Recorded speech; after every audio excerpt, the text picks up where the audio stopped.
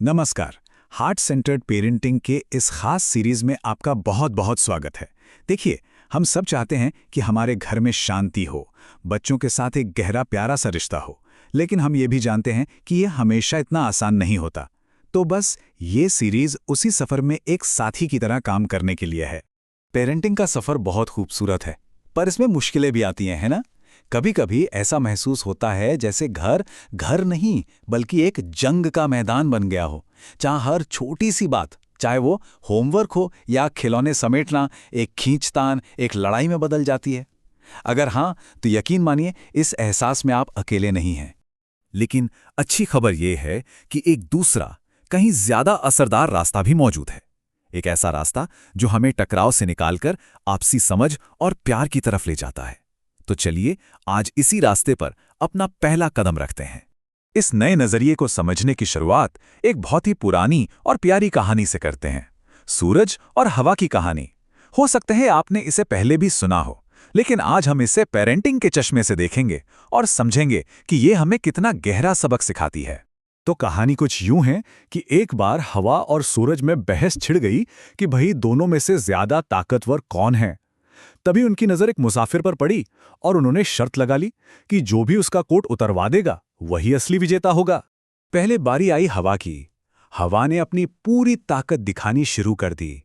वो पूरे जोर से गरजने लगी, एक बर्फीले तूफान की तरह चलने लगी। उसे पूरा यकीन था कि वो अपनी जबरदस्ती से उस मुसाफिर का कोट उड़ाकर ही दम लेगी। लेकिन हुआ क्या? नतीजा बिल्कुल उल्टा हुआ।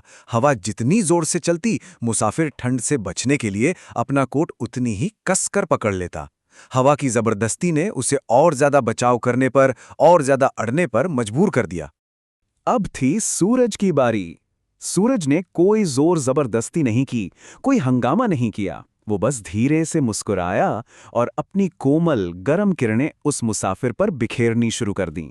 उस गर्माहट को महसूस करके मुसाफिर को खुद ही पसीना आने लगा, उसे अच्छा लगने लगा। और फिर बिना किसी दबाव के उसने अपनी मर्जी से खुशी खुशी अपना कोट उतार दिया। तो जीत किसकी हुई? जोर जबरदस्ती की नहीं, बल्कि प्यार और गर्माहट की। तो इस कहानी का हमारी पेरेंटिंग से क्या लेना देना है? बहुत गहरा।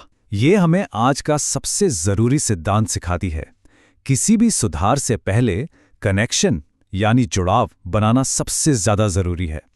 इसके पीछे का विज्ञान या कहूं कि साइकोलॉजी बहुत सीधी और गहरी है। जरा सोचिए, जब बच्चे हमारे साथ एक जुड़ाव महसूस करते हैं तो उन्हें सुरक्षित महसूस होता है, और इसी सुरक्षा के एहसास में वो हमारी बात सुनने और सीखने के लिए तैयार होते हैं। जबरदस्ती, वो तो बिल्कुल उस हवा की तरह है जो सिर्फ बचाव और दूरी पैदा करती है। तो मोटे तौर पर हमारे पास पेरेंटिंग के दो तरीके हैं। एक है हवा वाला तरीका, जो क्या करता है? बस मांग करता है, जबरदस्ती करता है और हमेशा बच्चे की गलती पर यानी कि प्रॉब्लम पर फोकस करता है। और दूसरा है सूरज वाला तरीका। ये स्नेह और समझ से बच्चे पर ध्यान केंद्रित करता है और सहयोग के लिए उसे प्यार से बुलाता है। चलिए अब इस थ्योरी को असली जिंदगी में उतार कर देखते हैं। आज ही घर पर आजमाने के लिए एक छोटा सा मजेदार सा प्रयोग करते हैं। सोच कर देखिए, एक बहुत ही आम सी सिचुएशन। बच्चा खेलने में एकदम मग्न है और छुट्टियों को होमवर्क करने से साफ मना कर रहा है। अब ऐसे में हवा बनने की जगह हम सूरज कैसे बन सकते हैं?